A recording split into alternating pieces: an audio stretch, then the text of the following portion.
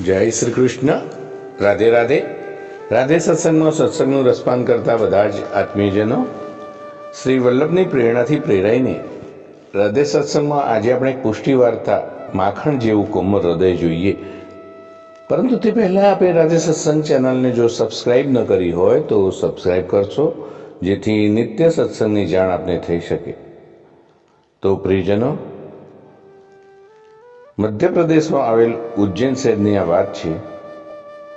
શ્રી ગુસાઈજીના સેવક કૃષ્ણ ભટ્ટ ત્યાં રહેતા.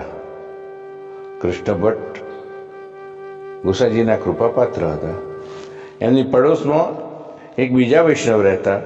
એમનું નામ નિહાલચંદભાઈ જલોટા. જ્ઞાતિએ તેઓ ક્ષત્રિય. શ્રી ગુસાઈજીની કૃપાથી અને કૃષ્ણ ભટ્ટના સત્સંગથી તેમની શ્રી સુબોધિનીજીમાં વિશેષ રુચિ હતી.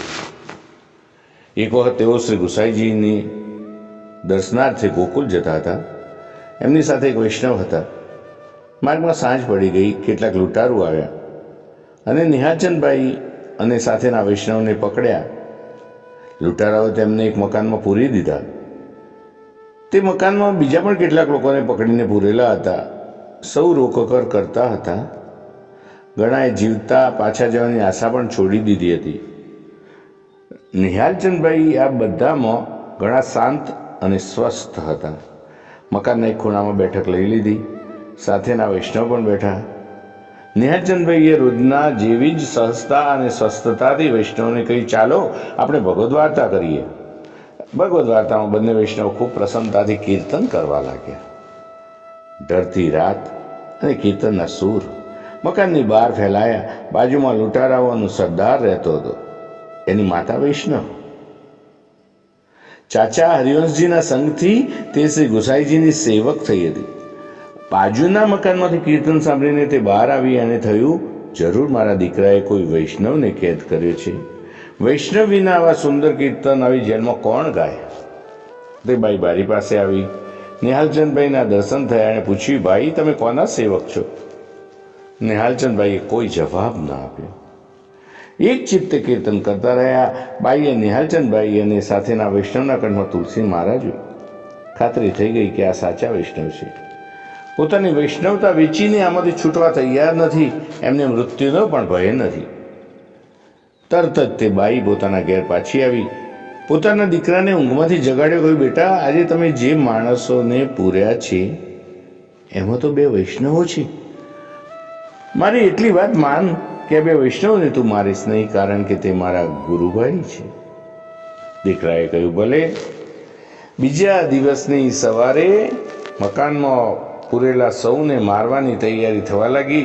લૂંટારુઓના સરદારે આવીને તેના માણસોને કહ્યું, એ બે વૈષ્ણવોને છોડી મૂકો. એમને મારવાના નથી. તેમને તેમની ઈચ્છા પ્રમાણે જવા દો.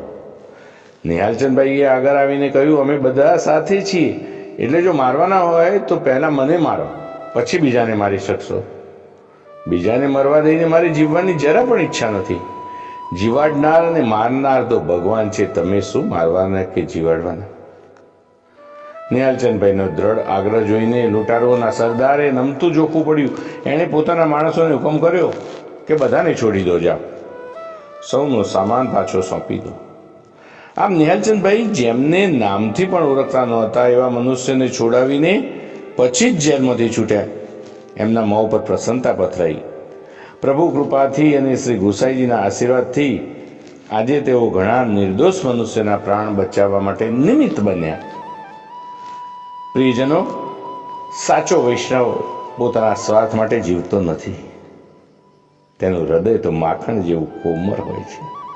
બીજાનું દુઃખ મનથી પણ સહન કરી શકતો નથી અને તેથી તે માત્ર બીજાઓની પીડાઓ જાણીને બેસી રહેતો નથી. બીજાની પીડાઓ સમજી કેવળ મનમાં જ દુઃખી થતો નથી.